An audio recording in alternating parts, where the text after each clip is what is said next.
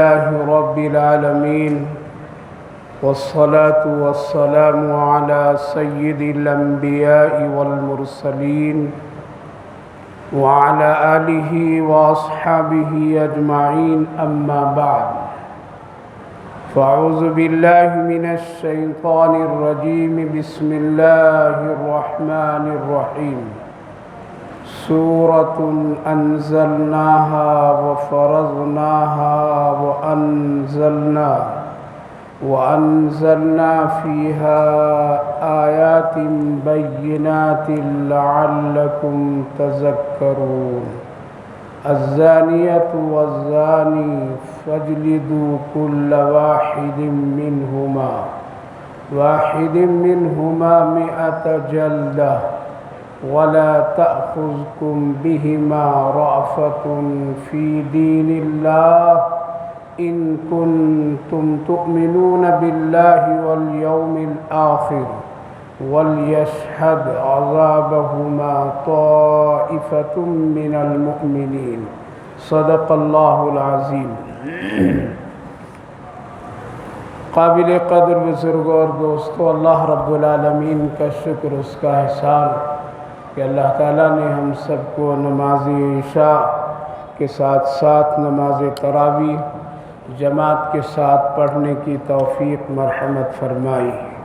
اللہ تعالیٰ قبول فرمائے، آخرت کے لیے نجات کا ذریعہ بنائے۔ الحمدللہ آج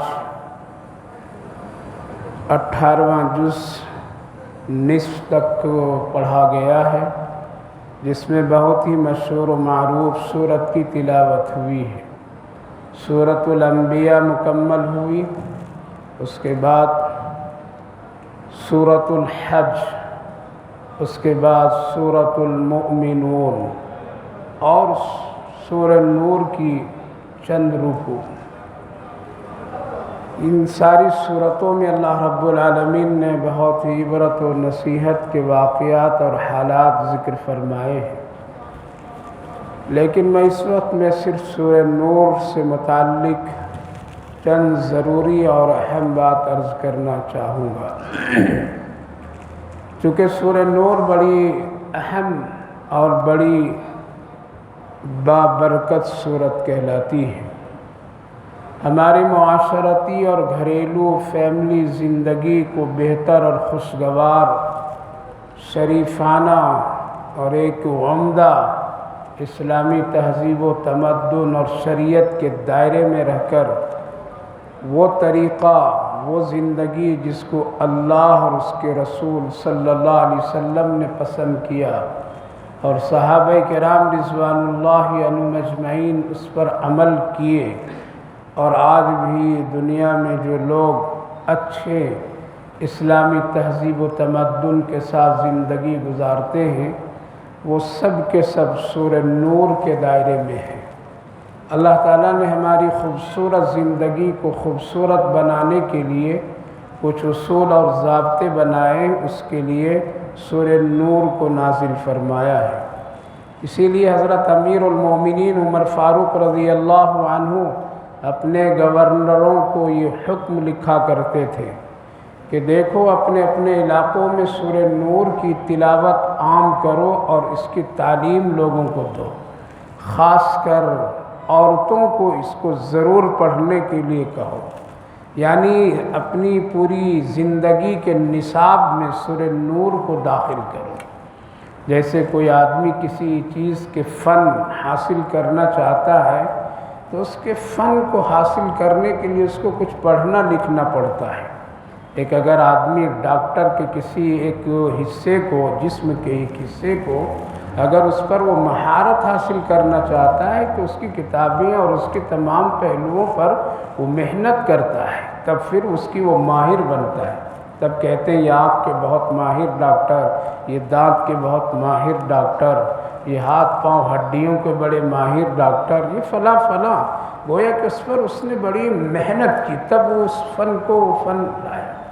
اسی طرح سے ایک مسلمان مرد اور عورت اگر اپنے گھر میں اسلامی تہذیب، تمدن اور اللہ اور اس کے رسول کے مطابق اگر زندگی گزارنا چاہے تو اس کے لیے سورہ نور اصول ہے اور یہی اس کا طریقہ ہونا چاہیے۔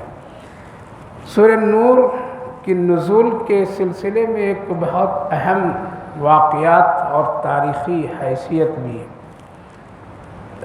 یہ سورۃ پاک کب نازل ہوئی، اس میں خاص کر حضرت ام المومنین عائشہ صدیقہ رضی اللہ عنہا سے اور آپ کی زندگی سے متعلق ایک بہت ہی اہم تاریخی واقعہ مذکور ہے۔ اس میں واقعہ یہ ہے کہ نبی کریم علیہ السلام ایک موقع پر سن 6 ہجری میں ایک جنگ غزوہ بنی مصطلق کے نام سے اس میں شریک تھے، اور آپ کے ساتھ حضرت ام المومنین عائشہ صدیقہ رضی اللہ عنہا بھی تھی۔ تفصیلات اس کی ہے، اس سفر کے درمیان ایک حالات آئے کہ حضرت ام المومنین کسی طرح سے قافلے سے پیچھے رہ گئی، اور پھر نبی پاک علیہ السلام مدینہ چلے آئے، اس کی تفصیلات ہے۔ بعد میں حضرت ام المومنین مدینہ پہنچی، یہ موقع دیکھ کر کے مدینہ کے سب سے بڑا منافق عبداللہ بن ابی سلول، جس کا واقعہ اس سے پہلے 10ویں جز میں نے تذکرہ کیا، وہ بڑا دشمن تھا، وہ موقع کی تلاش میں رہا کرتا تھا، کہاں صحابہ کی کمی مل جائے، کہاں نبی کے گھر اور گھر والوں کی کوئی کمی مل جائے، کہاں نبی کی ذات پر مجھے کوئی کیچڑ اچھالنے کے لیے موقع مل جائے۔ موقع یہ مل گیا تو اس نے حضرت ام المومنین عائشہ صدیقہ رضی اللہ عنہا پر تہمت لگا دی کہ حضرت ام المومنین ٹھیک نہیں، نعوذ باللہ۔ انہوں نے ایک رات کی تاریخی میں ایک غیر اجنبی مرد کے ساتھ سفر کیا، حالانکہ وہ صحابی رسول صلی اللہ علیہ وسلم قافلے سے پیچھے تھے اس غرض سے تاکہ کوئی سامان قافلے والوں کو چھوٹ جائے تو اس کو اٹھا کر کے پیچھے سے لے آئے۔ نبی اسی لیے ان کو مقرر فرمایا تھا، ان کی سواری پر وہ بیٹھ کر کے آئے، اور حضرت صفوان رضی اللہ عنہ پورے پیدل سفر کیے۔ خیر تفصیل ہے، بہت ہنگامہ مدینے میں ہوا، اتنا چرچا، اس قدر اس کی شہرت، صحابہ بھی پریشان ہو گئے، نبی پاک علیہ السلام بھی پریشان ہو گئے۔ اس پریشانی کے عالم میں آپ صلی اللہ علیہ وسلم حضرت ام المومنین عائشہ صدیقہ رضی اللہ عنہا سے فرمایا کہ تم اپنے والد کے گھر چلے جاؤ، یہاں مت رہو۔ گویا کہ آپ نے ان کو حضرت ابو بکر صدیق رضی اللہ عنہ کے گھر بھیج دی، قریب گھر ہے لیکن بھیج دی۔ آپ پر بھی ایک بڑی پریشانی، کیا ہو گیا، کیوں ہوا، کیسے ہوا، ابھی اس کی کوئی حقیقت عرش سے آئے نہیں۔ ایک دن 2 دن نہیں، مہینوں تک کے یہ سلسلہ رہ گیا، بڑی بے چینی، صحابہ بھی پریشان، ہر آدمی ٹوک رہا ہے تیرے نبی کے گھر کے حال یہ ہے۔ ظاہر ہے کہ جب کوئی کسی کے سلسلے میں چھوٹی، اور وہ پھر پیغمبر اعظم جس سے پوری امت کا ایک گہرا تعلق ہے، ایسا ہو جائے تو کیا بے قراری اور بے چینی ہوئی ہوگی۔ اللہ کے رسول صلی اللہ علیہ وسلم بڑی خاموشی سے صبر و استقامت کے ساتھ وقت گزار رہے تھے۔ ایک دن ظہر کی نماز کے وقت اللہ کے رسول صلی اللہ علیہ وسلم یا فجر کی نماز کے وقت آپ کے سامنے حضرت عثمان غنی، حضرت علی، حضرت عمر رضی اللہ عنہ، یہ سارے صحابہ تھے۔ اس غم اور اس پریشانی کے عالم میں اللہ کے رسول صلی اللہ علیہ وسلم نے حضرت عثمان غنی سے پوچھا، اے عثمان، اس پورے واقعے اور حالات پر اب تک کے تیرے دل و دماغ میں کیا بات آئی ہے؟ کیا یہ ان لوگوں کی تہمت لگانا صحیح ہے؟ کیا میری بیوی غلط ہے یا میں غلط ہوں؟ حضرت عثمان غنی رضی اللہ عنہ نے ایک بڑی عجیب بات کہا کہ یا رسول اللہ، آپ کو میں نے شروع سے دیکھتا آ رہا ہوں، آپ کے بڑی قریب ہو کر کے آپ کو میں دیکھا، تنہائی میں دیکھا، لوگوں کے ساتھ دیکھا، آپ کے جسم مبارک پر کبھی کوئی مکھی آ کر کے نہیں بیٹھی، انسان کی جسم پر مکھیاں آ کے بیٹھتی، چاہے وہ کتنا بڑا مالدار ہو یا عالم ہو یا مفتی ہو یا کوئی بھی ہو، آ کے بیٹھ جاتی ہیں۔ لیکن اللہ کے رسول صلی اللہ علیہ وسلم پوری زندگی میں نے کبھی بھی آپ کے جسم مبارک سے ایک مکھی کو ٹچ اور بیٹھتے ہوئے نہیں دیکھا۔ اللہ نے آپ نے یہ واقعی حضرت عثمان غنی رضی اللہ عنہ نے یہ کہا کہ یا رسول اللہ، ہم آپ کے ساتھ برابر سفر میں رہتے ہیں، کبھی دھوپ میں، کبھی بادل کے سایوں میں، کبھی کچھ کہیں کہیں۔ ہم نے کبھی بھی شروع مکہ میں بھی وہی حال، مدینے میں بھی وہی حال، جب آپ چلتے ہیں اور بڑی تیز دھوپ ہوتی ہے اس وقت میں بھی دیکھا کہ آپ پر ایک سایہ فغن ہوتا ہے۔ اللہ کے رسول صلی اللہ علیہ وسلم چلتے تھے تو بادل ایک سایہ بنا دیتا تھا، آپ کو دھوپ نہیں لگتی تھی۔ علماء مفسرین محدثین لکھتے ہیں کہ اس لیے اللہ کرتا تھا۔ حضرت عثمان غنی رضی اللہ عنہ کہنے لگے یا رسول اللہ، کبھی بھی نہیں آپ کا سایہ۔ کیوں؟ آپ ہی نے کہا یا رسول اللہ کہ اس لیے میرا سایہ زمین پر اللہ پڑنے نہیں دیتا کہ اس لیے میرے پیچھے پیچھے صحابہ چلتے ہیں۔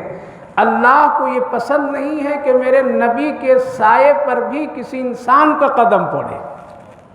جس پروردگار آپ کی اتنی عزت کرتا ہو، اتنا احترام کرتا ہو، جس کے سائے پر بھی کسی کے قدم پڑنا اللہ پسند نہیں کرتا ہو، یا رسول اللہ کیا آپ کو کوئی گندی اور ناپاک بیوی دے دے گا؟ میری سمجھ سے یہ باہر کی بات ہے۔ حضرت عثمان غنی رضی اللہ عنہ نے یہ کہا، کیا خوبصورت بات کہی۔ ایسے موقع پر کسی کے سلسلے میں صحیح رائے قائم کر لینا ایک بہت بڑی نیکی ہے۔ ایسے موقع پہ تو مرچ مسالے لوگ لگا دیتے ہیں، لیکن حضرت عثمان غنی رضی اللہ عنہ نے کتنی خوبصورت بات کہی۔ تو اللہ کے رسول صلی اللہ علیہ وسلم نے فرمایا علی تیری کیا رائے ہے، تو بھی بتاؤ۔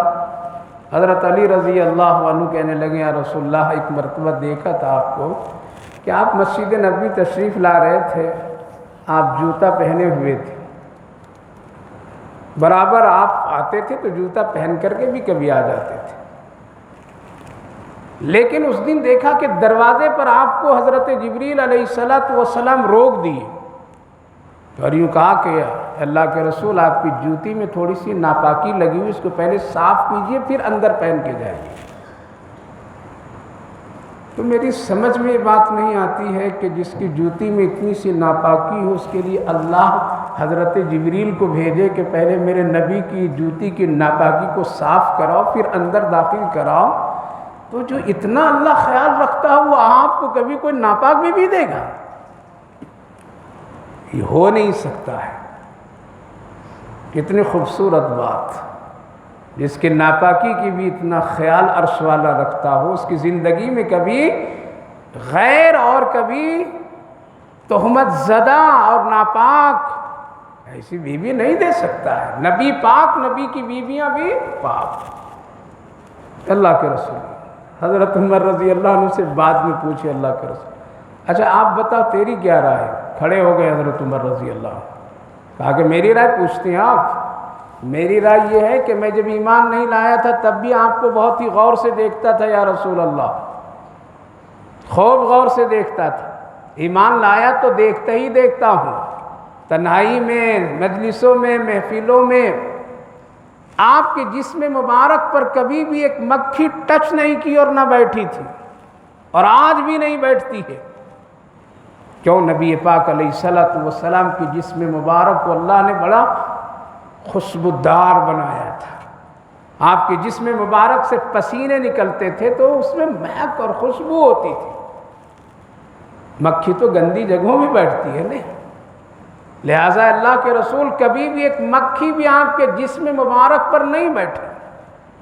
جس کو اللہ نے اتنا پاکیزہ بنایا ہو ظاہر اور باطن میں، جس کے جسم کو اللہ اتنا معطر اور خوشبودار بنایا ہو کہ ایک حقیر مکھی بھی آ کر کے نہیں بیٹھ سکتی ہے اور بیٹھنے کا اس کے ہمت طاقت نہیں ہے، کیا وہ اللہ آپ کو ایک ناپاک بیوی دے دے گا؟ اور یہ کہہ کر کے حضرت عمر رضی اللہ عنہ رسول اللہ کو پکڑے اسے اور پکڑ کر کے چلیے میرے ساتھ حضرت عائشہ کو گھر لائیے۔ یہ ہے حضرت عمر رضی اللہ عنہ کی ایک عجیب و غریب کیفیت۔ ابھی آپ کہہ رہے تھے یہ بات، حضرت عمر رضی اللہ، اٹھیے آپ اٹھیے، اور اٹھا دیے نبی کو پکڑ کر کے، چلیے۔ یہ سب دشمنوں کی شرارت ہے، منافقوں کی بدماشیاں ہیں۔ یہ عبداللہ ابن ابی بہت ہی شریر ہے، یہ فتنہ ہے۔ اللہ کے رسول ایسا ام المومنین عائشہ صدیقہ سے نہیں ہو سکتا ہے کوئی۔ آپ اٹھیے اور اٹھائے، پکڑ کے چلے تو قرآن کریم کی سورہ نور نازل ہوئی اسی وقت۔ 10 آیتیں اسی وقت اللہ رب العالمین نے نازل فرمایا اور یہ بتلایا کہ یہ سب منافقوں کی بدماشی ہے، عائشہ پاک صاف ہیں۔ اور خود حضرت عمر رضی اللہ عنہ نے ایک بات اور پوچھی اسی وقت میں، یہ بتلائیے آپ جو نکاح کیے تھے اپنی مرضی سے کیے تھے یا اللہ کے حکم سے کیے تھے؟ اس لیے نبی تو کبھی اپنی مرضی سے نہیں کہا کہ عمر میں تو اپنی مرضی سے نہیں کیا بلکہ اللہ کے حکم سے، جتنی بھی نکاحیں میں نے کی اللہ کا حکم ہوا تب نبی نے کیا۔ کہا کہ جب آپ اللہ کے حکم سے کیے، اللہ کی پسند سے کیے ہیں، تو کیا اللہ آپ کو ناپاک بھی دے دے گا؟ یہ اصول نہیں ہے۔ قرآن کریم میں اسی صورت پاک میں اللہ نے فرمایا گندے مردوں کے لیے گندی عورتیں اور گندی عورتوں کے لیے گندے مرد، الخبیثات للخبیث الطیبات للطیبین۔ مرد اگر پاک تو اللہ بیوی بھی پاک، مرد اگر ناپاک تو اللہ بیوی بھی ناپاک۔ اللہ نے اصول بنا دیا ہے قرآن کریم میں، لہٰذا ہم سب کو بہت ہی اپنی زندگی کو ٹٹول کر کے دیکھنا پڑے گا کہ ہم کتنا پاک ہیں اندر اور باہر، کتنا پاک اور صاف ہیں اندر اور باہر۔ اٹھ گئے، 10 آیتیں نازل ہوئی، کتنی؟ اور اللہ رب العالمین نے قیامت تک حضرت ام المومنین عائشہ صدیقہ رضی اللہ عنہ کے برات فرما دی۔ یہ شان ہے حضرت ام المومنین عائشہ صدیقہ رضی اللہ عنہ کی۔ اور پھر اس صورت پاک کو اللہ نے ایسے لوگوں کے بارے میں قانون اور ضابطہ بنا دیا کہ اگر کوئی کسی پر تہمت لگا دے اور کوئی کسی پر زنا کا الزام لگا دے تو اس کی سزا فلاں فلاں فلاں فلاں، اس صورت پاک میں اللہ نے ذکر فرما دیا۔ اور زنا کے پوری مذمت اللہ نے اسی صورت پاک میں۔ یقیناً زنا بہت ہی خطرناک گناہ ہے۔ جس علاقے میں، جس آدمی، جس محل اور جس محفل اور جس ملک میں یہ چیز وبا آ جاتی ہے، اللہ اس ملک سے برکتیں رحمتیں ہٹا دیتا ہے اور پھر وہاں امن و امان کو غارت کر دیتا ہے۔ زنا ایک سنگین گناہ ہے، بڑا خطرناک گناہ ہے۔ آج پوری دنیا اس گناہ میں ملوث ہے، مسلمان بھی ہے، غیر بھی ملوث ہے۔ بچیے اس سے، بڑا خطرناک گناہ ہے۔ آقا کریم صلی اللہ علیہ وسلم نے فرمایا میں اپنے آنکھوں سے زانیوں کو جہنم میں جلتے ہوئے دیکھا۔ ایک کنواں دیکھا بڑا خطرناک تھا جس میں عورت اور مرد دونوں جل رہے تھے۔ میں دیکھ کر کے ڈر گیا، جبریل علیہ السلام سے پوچھا جبریل یہ کون لوگ ہیں؟ جبریل نے کہا اے اللہ کے رسول یہ آپ کی امت کے زانی مرد اور زانی عورتیں ہیں۔ اللہ ایک ساتھ، بڑا سنگین گناہ ہے۔ جس آدمی کی یہ لت لگ جاتی ہے، جس عورت یہ مرد، اللہ اس کی عمر کی برکتوں کو گھٹا دیتا ہے، اس کی زندگی سے خیر کی روزی کو نکال دیتا ہے، اس کے نسلوں کو اللہ زانی اور اس کے بدکار کی نسلوں کو چلا دیتا ہے۔ بہت خطرناک گناہ ہے، اس سے بچنا چاہیے، خاص کر نوجوان لڑکے اور لڑکیوں کو بہت بچنا چاہیے۔ مرنا ہے سخت بدترین گناہ ہے۔ ہمارے ایک ملک میں ایک مشکی بابا گزرے، کون سا؟ مشکی مطلب مشک کی خوشبو آتی تھی، مشک کی خوشبو آتی تھی، لگاتے نہیں تھے پھر بھی آتی تھی۔ کیوں آتی تھی؟ لکھا ہے کتابوں میں کہ وہ طالب علم تھا، مدرسے میں پڑھتا تھا، روزانہ جس گلی سے آتا تھا۔ بعض علماء تو لکھا ہے کہ یہ دارالعلوم دیوبند کے ایک طالب علم کا واقعہ ہے جس وقت میں حضرت مولانا یعقوب صاحب نانوتوی علیہ الرحمہ صدر مدرس تھے، بڑے عجیب و غریب اللہ والے وہ تھے۔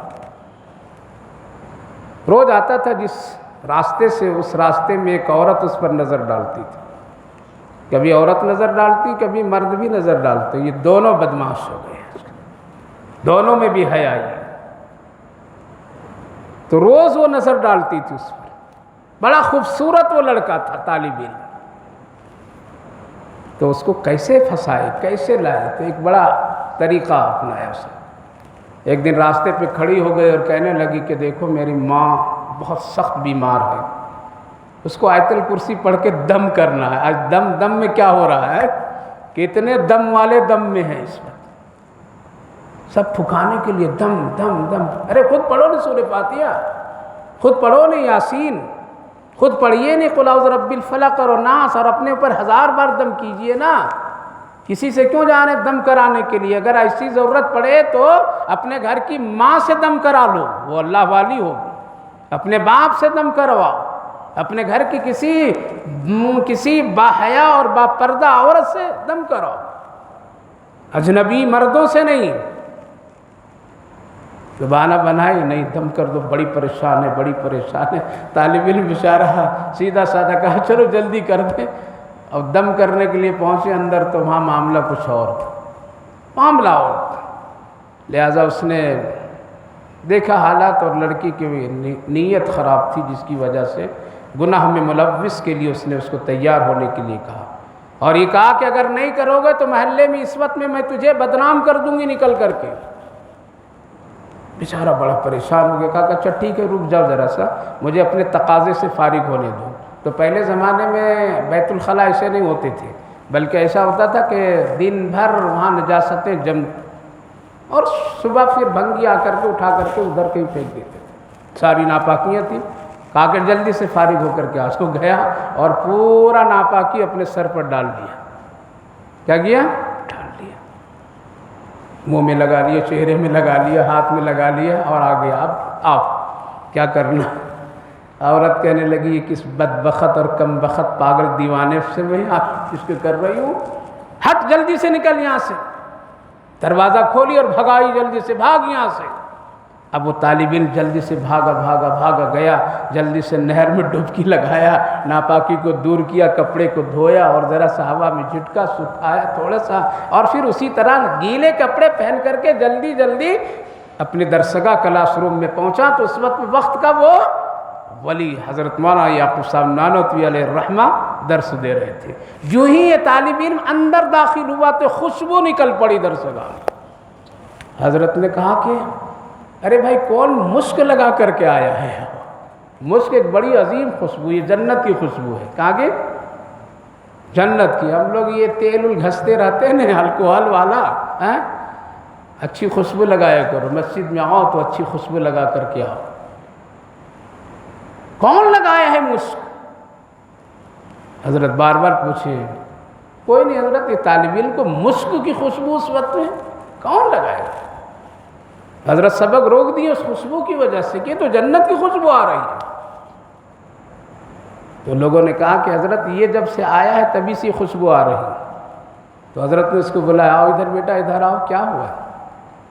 تو دیکھے کہ واقعتاً اس کے جسم سے خوشبو آ رہی ہے, کپڑا گیلا ہے. کیا ہوا بیٹے, کیوں؟ جب پوچھے ذرا سختی سے تو کہا کہ حضرت آج ایسا ہو گیا ہے, میں جلدی اس لیے آیا. مجھے یہ ناپاکی لگا لینا تھوڑی دیر کے لیے صحیح سمجھا میں نے. ناپاکی ہم پانی سے اس کو پاک کر لیں گے, لیکن زنا کی ناپاکی لگ گئی تو جہنم کے آگ کے سوا کوئی چیز پاک نہیں کرے گی. اس لیے میں نے وہ ناپاکی لگا کر کے غسل کر لیا, کپڑے کو گیلا کر لیا.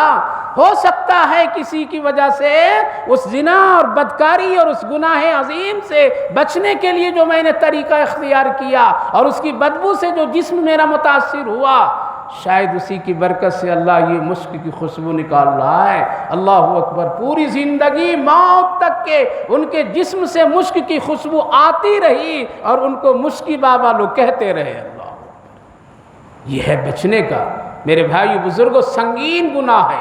اللہ نے اس کے حکم یہاں نازل فرمایا.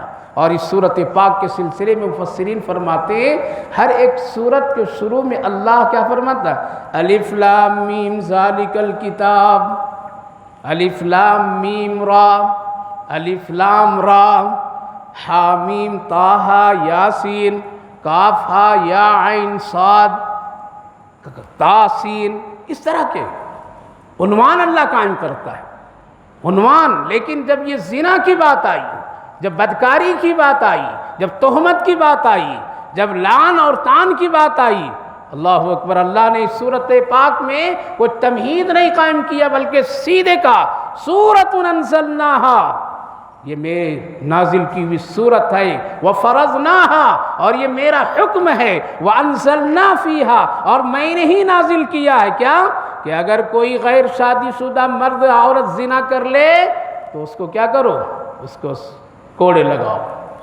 اور اگر شادی شدہ کر لے تو اس کے حدیث کی روشنی میں نبی کے حکم سے اور عمل سے اس کو سنسار کر دو، پاک ہو جانا چاہیے۔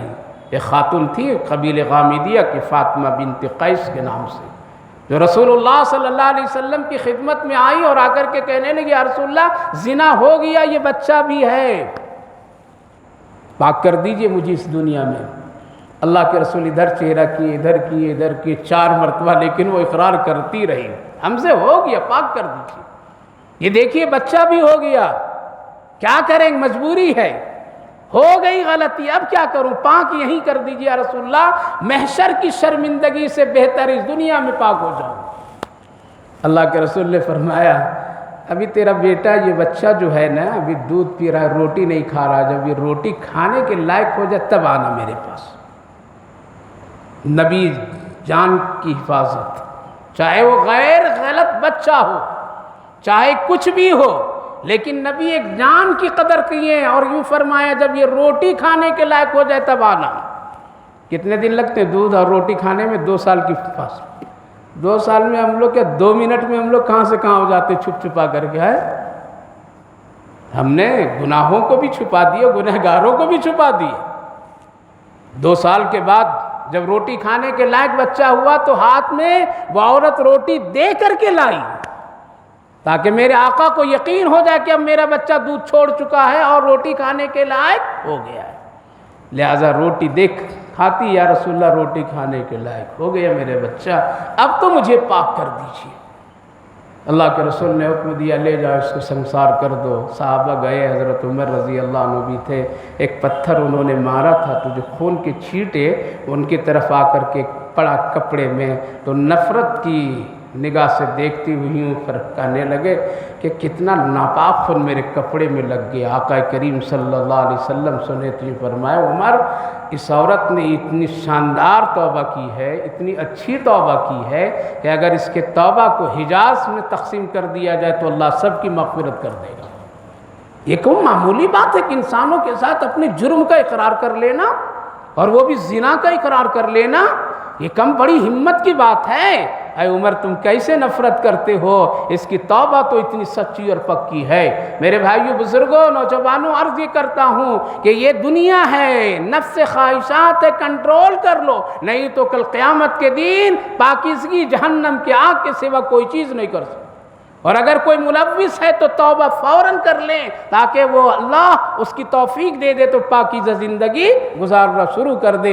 اسی لیے اللہ نے عنوان قائم نہیں، ہم تمہید قائم نہیں کیا، بلکہ سیدھے کہا یہ میرا حکم ہے، کسی اور کا حکم نہیں، میرا حکم ہے، کسی اور کا حکم نہیں ہے۔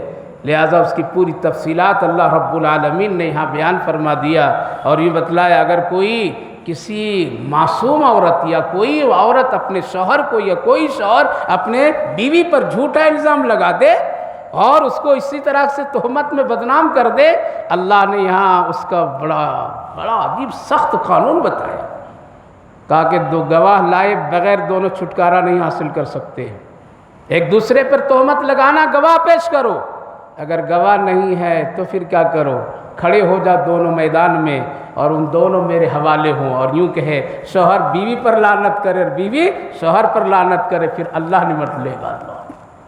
بہت سخت بدترین، اس لیے یوں ہی تہمت کسی کو مت لگا دیجیے، یہ گناہ بہت سخت ترین بدترین گناہ ہے، اس سے روزی چلی جاتی، صحت چلی جاتی، بیماریاں آ جاتی ہے، ملک تباہ برباد ہو جاتے ہیں۔ آج پوری دنیا اسی کام میں ملوث ہے۔ الغرض سورہ اس صورت پاک میں اللہ رب العالمین نے حضرت ام المومنین عائشہ صدیقہ رضی اللہ عنہا کی شان میں 10 آیت کریمہ کو نازل فرما کر کے بتا دیا کہ زمانے میں ایسے لوگوں کے ساتھ دشمن اسلام ایسا کرتے رہیں گے. جب نبی کے گھرانے پر اتنی بڑی دشمنی، تو آج ہم اور آپ کہاں ہیں؟ کیوں نہیں وہ چھیڑ چھاڑ کریں گے؟ کیوں نہیں وہ بدنام کرنے کی کوشش کریں گے؟ کیوں نہیں ہمارے ماں باپ بہنوں کے سر سے دوپٹے نکالنے کی وہ جرأت اور ہمت کریں گے؟ ایسے موقع پر اپنے دامن کو خود پاک رکھیے، اللہ سے تعلق مضبوط رکھیے، دین پر قائم رکھیے. اللہ ہے محافظ اور اللہ ہی بچا سکتا ہے دشمنوں سے اور اس کی شر سے. لہذا حضرت ام المومنین عائشہ صدیقہ رضی اللہ عنہا ہمیشہ حضرت عمر رضی اللہ عنہ کی قدر کیا کرتی تھی. نبی اور حضرت عمر دونوں گئے، کہاں گئے؟ حضرت ابو بکر صدیق کے گھر. اللہ کے رسول اندر داخل ہو گئے، حضرت عمر باہر رہے. حضرت ام المومنین عائشہ صدیقہ سے رسول اللہ صلی اللہ علیہ وسلم نے کہا کہ چلو اللہ نے تیری برات کی آیت نازل کر دی. حضرت ام المومنین کہنے آپ بیٹھیے چپ چاپ 2 رکعت پہلے میں اللہ کا شکر کر لوں. آپ کا احسان مجھ پر نہیں ہے، احسان میرا رب کا ہے. آپ تو گھر سے باہر کر دیے تھے مجھے، اگر اللہ برات نہیں کیا ہوتا تو آپ آتے بھی نہیں شاید.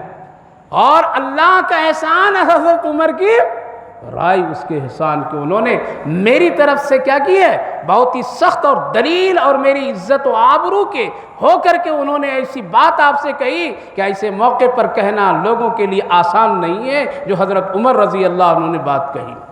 اس لیے آپ کا احسان سے زیادہ اللہ کا احسان. 2 رکعت نماز پڑھ پھر آئے. حضرت عمر رضی اللہ عنہ زندگی بھر حضرت ام المومنین عائشہ صدیقہ رضی اللہ عنہ بڑی قدر کرتی تھی. حضرت عمر جب آپ کی شہادت کا آخری وقت آیا تو آپ اپنے بیٹے کو بھیجیں کہ جا کر اماں عائشہ صدیقہ سے کہو کہ وہ جگہ جو حجر مبارک میں جہاں رسول اللہ صلی اللہ علیہ وسلم آرام فرما رہے ہیں، میرا بھی دل چاہتا ہے کہ وہاں میں آرام کروں، لیکن یہ حصہ آپ کا، حجرہ آپ کا ہے، اگر آپ اجازت دے دیں تو پھر ہماری قبر وہی لوگ بنا دیں. حضرت ام المومنین کا یہ حجرہ ہے. ان کے نیت اور ارادے تھے کہ میری قبر کیا ہو یہاں بنے، اس لیے ابا بھی یہاں ہیں اور شوہر بھی یہاں ہیں. جب یہ خبر پہنچ اور حضرت عبداللہ ابن عمر حضرت عمر کے بیٹے لے کر کے پہنچے تو انہوں نے کہا کہ اے عبداللہ جاؤ، میں یہ جگہ حضرت عمر رضی اللہ عنہ کی اس احسان کے بدلے میں دے دیتی ہوں کہ جب پوری دنیا مجھ سے نفرت کر رہی تھی تو حضرت عمر ڈٹ کر کے میری ترجمانی کر رہے تھے، اس احسان کے بدلے میں یہ جگہ دے دیتی ہوں. اور حجرہ فوراً خالی کر دی، سامان اٹھائے نکل گئے. کیوں نکلے؟ علماء محدثین مفسرین لکھتے اس لیے حضرت عمر سے حضرت عائشہ کا پردہ لازم تھا. کیا تھا؟ اب وہ اس حجرے میں آ رہے ہیں. جب تک کہ نبی کی قبر تھی، جب تک کہ ابو بکر صدیق تھے، حضرت ام المومنین اسی حجرے میں رہتی تھی، وہیں رہتی تھی اور وہیں زندگی گزار رہی تھی. لیکن جب حضرت عمر رضی اللہ عنہ آ رہے ہیں تو اپنا سامان نکال دیے. کیوں؟ اب پردہ ان سے لازم ہے. اللہ اکبر. آج ہماری ماں بہنیں جو مزاروں پر جا کر کے اجنبیوں کے ہاتھوں میں ہاتھ، اجنبیوں کے سامنے نذرانے اور دھواں اور دھکڑ اور نہ جانے کیا کیا حرکتیں، کیا یہ شریعت ہے؟ کیا یہ دین ہے؟ کیوں نے ان کے علماء روکتے ہیں؟ کیوں نے ان کے ماں باپ بہنیں روکتی ہیں؟ ایک عمر رضی اللہ عنہ کے آنے سے حضرت عائشہ صدیقہ وہاں سے نکل جاتی، اس لیے کہ اب میرے لیے پردے کا لازم ہے. اس لیے حضرت عیسیٰ علیہ السلام تو قرب قیامت میں آئیں گے، ان کی قبر کی جگہ نبی نے بشارت دے دی ہے، لیکن اب جلدی کون آ رہے ہیں؟ پہلے حضرت عمر آ رہے ہیں. حضرت عمر سے پردہ ہے، جبکہ نبی کا رشتہ بھی حضرت عمر سے ہے. نبی کی بیٹی بھی نبی کے زوجیت میں ہے اور آپ ام المومنین ہیں، لیکن پردہ لازم ہے. میری ماں بہنوں ذرا فکر کرو، ڈرو، اپنی حیا کو باقی رکھیے. حیا میں بڑی طاقت ہے. کیا ہے؟ حیا میں بڑی طاقت ہے. حیا کے اندر میں اللہ نے بڑی قوت رکھا ہے. کبھی کبھی دعا اسی صدقے سے اللہ قبول کر لیتا ہے، اسی سچائی سے اللہ قبول کر لیتا ہے. آج لوگ کہہ دیتے ہیں کہ نہیں کچھ بھی نہیں. سوچئے، ذرا غور کیجئے، حضرت عائشہ صدیقہ کیوں چھوڑ دیتی ہے؟ اس کی وجہ یہی لکھتے ہیں علماء محدثین مفسرین کہ حضرت عمر سے حضرت عائشہ کا پردہ تھا، اسی لیے نکل گئی. اجازت تو مل گئی، آ کے خوشخبری سنائے بیٹے نے، ابا جان اماں عائشہ صدیقہ رضی اللہ عنہ نے اجازت دے دی، اب آپ کی قبر وہاں بنے گی. کہا کہ بیٹا ابھی نہیں بنانا، جب میری شہادت ہو جائے، موت ہو جائے، جنازہ اٹھا کے لے جانا. اور لے جا کر کے دروازے کے پاس رکھنا اور پھر کہنا یا رسول اللہ ابا آئے ہوئے ہیں، اگر آپ کی اجازت ہو تب اندر لاؤ۔ کیا شان! عائشہ صدیقہ میری محبت میں، میرے اس احسان کے بدلے میں وہ جگہ دی ہے، لیکن شاید میرے آقا کو اگر پسند نہ ہو تو پھر کیا ہوگا؟ آج جو لوگ ایک طبقہ ہے ایسا جو کہہ دیتے ہیں کہ حضرت عمر اور حضرت ابو بکر صدیق نبی کے اس حجرے اور قبر میں جانے کے لیے طاقت کا استعمال کیے، ورنہ یہ قبر تو اصل میں فاطمہ اور علی کے لیے تھی۔ اللہ کیا کہہ رہے حضرت عمر رضی اللہ عنہ؟ بیٹا جنازہ رکھنا، دروازہ اپنے ہاتھ سے نہیں کھولنا، ایک سلام کہنا اور کہنا ابا آئے ہوئے ہیں، لے کر کے آیا ہوں یا رسول اللہ، اگر اجازت ہو تو اندر لے آؤں، اگر اجازت نہ ملے بیٹا تو مجھے جنت البقیع میں دفن کر دینا۔ اس لیے اماں عائشہ نے کہی، لیکن نبی کی طرف سے بھی اجازت ہونا نہیں۔ حدیث پاک میں علماء کرام مفسرین لکھتے ہیں کہ جب جنازہ اٹھا کر کے لایا گیا اور روضہ اقدس کے سامنے، دروازے کے سامنے رکھا گیا تو رکھنے سے پہلے دونوں دروازہ اپنے آپ کھل گیا، اللہ اپنے آپ کھل گیا۔ یہ علامت تھی کہ رسول اللہ بھی چاہتے ہیں، اسی لیے آپ نے کبھی کبھی بشارتیں دی تھی، عمر رو نہیں، عمر رو نہیں، ابو بکر رو نہیں، تیری جنت میں نے دیکھی، تیری جنت میں نے دیکھی ہے۔ کل قیامت کے دن جب ہم اٹھائے جائیں گے تو ایک طرف میرے ابو بکر ہوں گے، دوسری طرف عمر ہوں گے، اس لیے رو نہیں۔ حضرت ابو بکر صدیق رضی اللہ عنہ وہاں ہیں اور حضرت عمر رضی اللہ عنہ کی بھی اجازت ملی تو آج بھی ان کی قبر کہاں ہے؟ وہاں ہے۔ میرے بھائی بزرگ، عرضی کرنا ہے، حیا ایک بہت بڑی چیز ہے۔ آج اسی حیا کو ختم کرنے کے لیے دشمن اسلام ہزاروں تدبیریں کر رہے ہیں، ہزاروں شکلیں اختیار کر رہے ہیں، اور کبھی کبھی لوگ یہ کہہ دیتے ہیں چلنے دو، کیا ہوگا اس سے؟ کیا ہوگا اس سے؟ کیا ہوگا؟ دل کا پردہ ہونا چاہیے۔ کیا ہونا چاہیے؟ دل اگر ٹھیک ہے تو سب ٹھیک ہے۔ کیا نبی سے بھی دل کسی کا ٹھیک تھا اور اچھا ہے کسی کا؟ کیا ابو بکر و عمر سے بھی کسی کا دل اور اچھا ہے کسی کا؟ کیا صحابہ سے بھی اچھا ہے؟ کیا اللہ نہیں جانتا ہے کہ تیرا دل کیا ہے اور ظاہر کیا ہے، باطن کیا ہے؟ پھر یہ صورت نازل کرنے اور پردے اور حیا کا حکم دینے کا مطلب کیا رہا؟ اس لیے جو لوگ یہ کہہ کر کے اپنی زندگی کو شیطان کے حوالے کرتے ہیں وہ ہوشیار ہو جائیں، کل اس کے بارے میں سوال ہوگا، اس کے بارے میں سوال ہوگا۔ اس لیے زنا بدترین گناہ ہے جس کی سخت سزا ہے، کس کی سخت سزا ہے، اور اس کے لیے قرآن کو اصول ہے۔ کوئی دنیا کا مفتی، دنیا کا عالم اس فیصلے اور حدود اور اس قانون کو بدل نہیں سکتے۔ اس لیے اپنے معاشرے کو زنا سے بچاؤ۔ کیسے بچائیں گے؟ نکاح کو آسان کر دو، زنا خود بخود راستہ لے لے گا۔ کیا کرے گا؟ خود بخود وہ راستہ لے لے گا۔ آسان کر دیجئے۔ کیسے کریں گے آسان؟ آسان جو نبی کا طریقہ ہو ویسا آسان کر دیجئے، اتنا مشکل نہ بنائیے جو مشکل ہو جائے، اور عمر اتنی نہ لے جائیے کہ جہاں جاتے جاتے کتنے لوگ زانی بن کر کے پھر اس کام میں لگے۔ اس لیے میرے بھائیو بزرگوں، آج پوری دنیا میں یوں کہہ لیجئے کہ زنا آسان، نکاح مشکل۔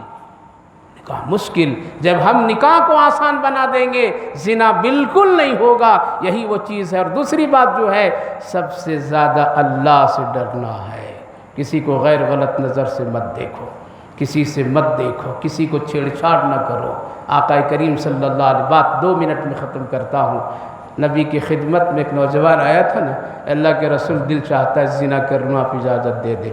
آپ ڈانٹے وٹے نہیں، بول کے اس کو بلایا، آؤ ادھر، اور آپ نے ان کے سینے پر اسے ہاتھ رکھا اور یوں فرمایا اگر یہی کام تیری بہن سے کوئی کرنا چاہے تو اجازت دو گے؟ یہ کام تیری کسی رشتہ دار کی عورتوں سے، بھتیجی سے، پھوپھی سے، خالہ سے، فلاں فلاں فلاں سے تم پسند کرو گے؟ نہیں یا رسول اللہ نہیں۔ تو تم جس سے یہ کام کرو گے وہ بھی تو کسی کی بیٹی ہوگی، وہ بھی تو کسی کی بہن ہوگی، وہ بھی تو کسی کی بیوی ہوگی، وہ بھی تو کسی کی ماں ہوگی، وہ بھی تو کسی کی خالہ ہوگی۔ کہا کہ یا رسول اللہ سمجھ میں بات آ گئی، اب موت تک کے کبھی اس کے بارے میں سوچا ہی ہوا نہیں۔ اس لیے ہر آدمی سمجھ لے کیوں، وہ بھی تو کسی کی بہن ہے، اور ایک بہن بھی سوچ رہی یہ بھی تو کسی کے بھائی، یہ دونوں غلطیاں ہو رہی ہیں۔ عورتوں سے بھی بڑی زیادتی آج کل ہے، ان کا بننا، سورنا، ان کا نکلنا اور ان کے انداز، ان کے نخرے، اللہ اکبر، ڈر لگتا ہے راستوں میں کیا ہو گیا ہے۔ اس لیے یہ بات سے بچی۔ ایک ہی چیز بچا سکتی اس بے حیائی سے، اور وہ ہے اللہ سے تعلق اور نمازوں کی پابندی۔ خاص کر حضرت عمر رضی اللہ عنہ کے دور میں جب لوگ نماز میں، عورتیں بھی مسجد آتی تھی اس وقت شروع زمانے میں، تو راستے میں ایک نوجوان کھڑا ہوا، خوب غور سے دیکھا کرتا تھا یہ فتنے کو کیوں روکے حضرت عمر رضی اللہ عنہ، خوب غور سے دیکھا کرتا تھا۔ تو عورت بڑی نیک متقیہ تھی، حسین خوبصورت تھی، نوجوان سے بات کی، کیوں دیکھتا مجھے روز؟ آج ایسا حوصلہ نہیں ہے، آج تو ایسا ہے ایک ٹی ویژن والا بھی آ جائے تو بڑی پیار محبت سے لوگ بات کرتے ہیں، بیٹھیے چائے بھی دے دوں، اجمان نہیں ہے، آ جائیے فیس ہم دے دیں۔ ارے مسلمان ماں بہنوں تو کس سے بات کر رہی؟ کیا حیا نہیں ہے؟ ڈر نہیں ہے؟ صاف صاف کہیے ابھی میرے گھر میں نہیں ہے، کل آئیے گا یا کبھی آئیے گا۔ تو عورت بات کی کہ کیوں دیکھا کرتا؟ کہا کہ آپ سے میرے دل میں کہ محبت ہے۔ کہا کہ اس محبت جائز ہے، ٹھیک ہے کر رہے کوئی بات نہیں، لیکن مجھے حاصل کرنے کے لیے ایک شرط ہے، 40 دن حضرت عمر رضی اللہ عنہ کے پیچھے نماز پڑھو۔ کتنے دن؟ 40 دن جماعت سے پڑھو، 41ویں دن پر یہاں میں رہوں گی تیرے انتظار میں، جا وعدہ کر دیا۔ 40 دن کہا کہ کر لیں گے آپ، اب اطمینان میں ہو گیا، اب کیا ہو گیا؟ ہمیں اطمینان ہو گیا۔ 40 دن بیچارہ پابندی سے نماز پڑھا، اور پابندی سے صف اول میں پڑھا۔ 41 دن میں عورت اس جگہ پر کھڑی ہے اور یہ نوجوان وہاں سے نگاہ نیچی کر کے باہر جا رہا ہے۔ کہاں جا رہا ہے؟ عورت نے آواز دے رہے میں تیرے انتظار میں کھڑی ہوں، کہاں جا رہی ہو؟ کہا کہ اب تیری محبت دل میں نہیں، اللہ کی محبت آ گئی، جا تو اپنے کام، ہم اپنے کام۔ عورت نے کہا کہ یہ اسی لیے تو بھیجے تھے وہاں پہ کہ وہ نمازی نہیں جو نہ 70 سال میں نہ بدلے، اس کی نہ نماز طاقتور ہے نہ اس کی نماز اچھی ہے۔ 40 دن اگر کوئی جماعت کے ساتھ نماز پڑھ لیا تو اللہ رب العالمین اس کی برکت سے اس کے سینے سے گندگیوں کو نکال دیتا ہے، خرافات کو پاک صاف کر دیتا ہے، آنکھوں میں حیا عطا فرما دیتا ہے۔ کہا کہ اسی لیے تو، لیکن ہاں عمر جیسے امام بھی ہو، کیا ہو؟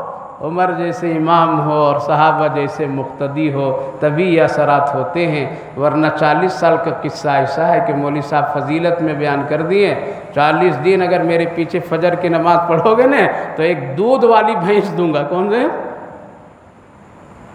تو ایک شخص نے کہا یہ بہت سستا کام ہے یہ، ابھی نہ دیکھیں شہر میں چلا ایک طوفان چلا، کیا چلا؟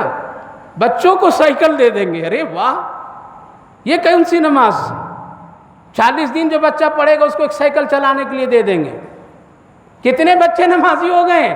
باپ دروازے پر لاتے تھے، بیٹا جاؤ اندر، اور باپ گھسک کے چلا جاتا تھا تاکہ وہ سائیکل اس کو مل جائے۔ بچے بھی سائیکل کی محبت میں۔ یاد رکھیے عبادت کسی دنیاوی حرص اور لالچی میں نہیں ہے۔ ہم نے منہ بھر بھر کر کے لوگوں کو تعریف کر دی، واہ اس مسجد کے ذمہ داروں نے کیا کمال کر دیا، بچوں کو نماز پر سائیکلیں دے دی، لے کر کے سب غائب ہو گئے۔ کیا ہو گئے؟ سب غائب ہو گئے۔ تو امام صاحب نے اعلان کیا تو کہا کہ اچھا ہے یار، 40 دن پڑھ لینے کے بعد دودھ والی بھینس مل جائے تو کیا مزہ ہے۔ 40 دن جب گزرے تو فجر میں رسی اور لاٹھی لے کر کے آیا کہ آج تو بھینس تو حضرت دے ہی دیں گے۔ نماز کے بعد بیٹھ گئے، حضرت بھینس 40 دن ہو گئے میرے، یہ دیکھیے ترتیب سے پوچھ لیجئے، ایک گواہ نہیں 10 گواہ پیش کر دیتا ہوں، بھینس دے دیجئے مجھے دودھ والی، بڑی انتظار ہے مجھے۔ مولوی کی تنخواہ ہی اتنی ہے، ارے بندے خدا میں کہاں سے تجھے دودھ والی بھینس دے سکوں گا؟ جھوٹ بولے آپ وعدے کے خلاف۔ اس کو ڈانٹنے لگے، کہا کہ بھائی میں اس لیے 40 دن کے اعلان کیا تھا تاکہ کیا ہے کہ تو نماز پڑھے گا تو تیرا دل نماز میں لگ جائے گا، یہ سب بھول جاؤ گے تم۔ دنیا کے لیے نماز نہیں، اللہ کے لیے نماز۔ اور نماز کی خاصیت ہے، اس کا اثر یہ ہے کہ جب ایک آدمی نماز پڑھتا ہے تو اللہ اس کو بے حیائی سے روک دے۔ تو تم بھینس کی لعنت میں پڑھے کیا؟ کہا کہ بات صاف ہے، آپ نے دھوکہ دیا تو ہم نے بھی دھوکہ دیا۔ کہا کہ تم کیا دھوکہ دیا؟ کہا 40 دن بغیر وضوئے کے نماز پڑھا میں نے۔ تب جب نمازی ایسے ہو اور امام ایسے ہو اور حالات ماحول ایسے ہو تو نماز کے اثرات نہیں آتے ہیں زندگی میں۔ نماز پڑھیے اللہ کے لیے، گناہ سے بچ جائیں گے، بے حیائی سے بچ جائیں گے، زنا سے بچ جائیں گے، بدکاری سے بچ جائیں گے، پردے دار ہو جائیں گے، سب کچھ ہو جائیں گے۔ اچھی نماز پڑھا کیجئے، دل سے پڑھا کیجئے، دنیا کی حرص لالچی سے نہ پڑھیے۔ اور یہ سب لالچی الچی دینا یہ سب ٹھیک بات نہیں ہے، شریعت میں اس کی کوئی گنجائش نہیں ہے، بلکہ ماں باپ پر ذمہ داری ہے تم اپنے مصلے کے بازو میں اپنے بچوں کا مصلہ ڈالو۔ یہ کیا سائیکل کے لالچ میں، تو کوئی کچھ ایوارڈ کے لالچ میں، یہ سب تماشا لوگ بنا لیے شہر میں۔ بلکہ نمازی ایسا ہو۔ بات 1 منٹ میں اور سنا دیتا ہوں۔ حضرت بابا فرید الدین گنج رحمہ اللہ ہے نا، بڑے بزرگ گزرے ہیں، 7-8 سال کے جب عمر کے تھے تو ان کی ماں نے کہا بیٹا نماز پڑھ میرے ساتھ۔ بیٹے نے کہا کہ کیا دے گا اللہ تعالیٰ؟ روز نماز پڑھوں گا۔ تو کہا کہ شکر کی پوڑی اللہ روز دیا کرے گا، جیسے چاکلیٹ آج کل۔ کہا کہ ٹھیک ہے ماں روز پڑھوں گی۔ اب ماں روز نماز پڑھواتی تھی اور نیچے شکر کی پوڑیاں رکھ دیتی تھی۔